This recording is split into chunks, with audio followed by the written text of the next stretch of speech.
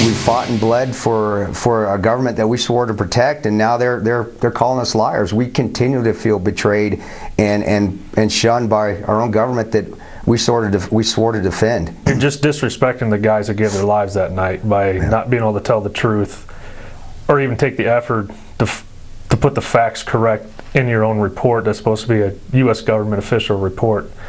To me, it's just a disgrace to the guys that died that night. CIA contractors who were on the ground in Benghazi were talking about the House Intelligence Committee report. There are charges now from lawmakers and others that the chairman of the House Intelligence Committee, Mike Rogers, slow-walked this investigation and watered down this report in the process and the way he put it forward. In one exchange, the lawyer for the CIA contractors was shocked that the committee hadn't invited any of these people on the ground to testify for a long time and then wouldn't pay for their travel. This is Mark Zaid, the lawyer for the contractors. I am, however, quite disappointed the committee has refused to reimburse my clients, who are now private citizens residing far outside Washington, D.C. area, for their out-of-pocket travel and lodging costs. Of course, had your committee timely sought their testimony while they remained in the employ of the U.S. government, this would have been a non-issue. Indeed, my clients always expected to hear from congressional investigators, but no inquiries ever came to their attention. Really strange, this pushback of this Benghazi report. We're back with our panel. Steve, you have a big piece coming out in the Weekly Standard tomorrow about this. What about it? Yeah, I mean, it's a fascinating backstory when you look at the House Republican Conference generally and how they approached Benghazi. Clearly, there is a lot of dissatisfaction with this House Intelligence Committee report. And if you talk to members on the committee, they are unsatisfied. The majority of them are unsatisfied with the report that was put out in their name. The report contends that it's the definitive report, the definitive study of intelligence and Benghazi. And it's very clear that it's not even the consensus report among Republicans on the committee. The piece of the letter that you just read from, I think, just typifies exactly how out of control this became when you have the committee refusing to pay, even to hear. I mean, these are the guys who went to Benghazi. They were in Benghazi. They stood on the roofs, some of them next to the people who were eventually killed by the mortar fire.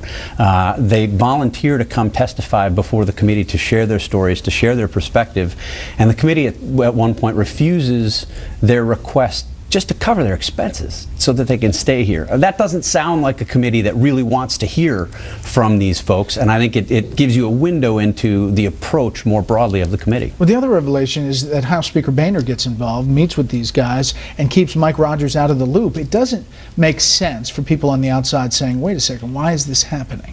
Right, there was a definite sense, not everyone on the committee felt that this report was not true or fraudulent or a whitewash, but that it was just didn't go far enough, and that the investigation itself didn't go far enough, that the contractors never met with all the panel members at the same time. It was sort of, they'll come by on this day and you could talk to them if you want to.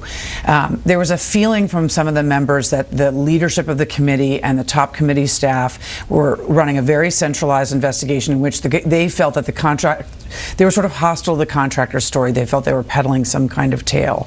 And there was a distinct separation that the committee focused in the investigation very much on what happened after the Benghazi attack, the days following, what Petraeus said in the classified meeting with members, what was the fixing of the talking points. But they really de-emphasized and focused away from the attack itself and any intelligence or security failures leading up to the attack. In fact, Charles, Mike Rogers tells the caucus early on that Benghazi's over, that he's done with it, and thinks the caucus should move on. And now this leads up to the Benghazi Select Committee with Trey Gowdy that is continuing next week. Well, considering that Rogers is leaving the Congress, it is over for him, and he left a mess behind. Look, this wasn't only a tragedy and a crime, it was a scandal. There are people here whose reputations are at stake, and there are people whose reputations are being protected. I think the only time we will learn about how that is, why it is going to be when Gowdy has his committee hearings and issues his report. Until then, we're not going to know. Make sure to read Steve's piece in the Weekly Standard tomorrow.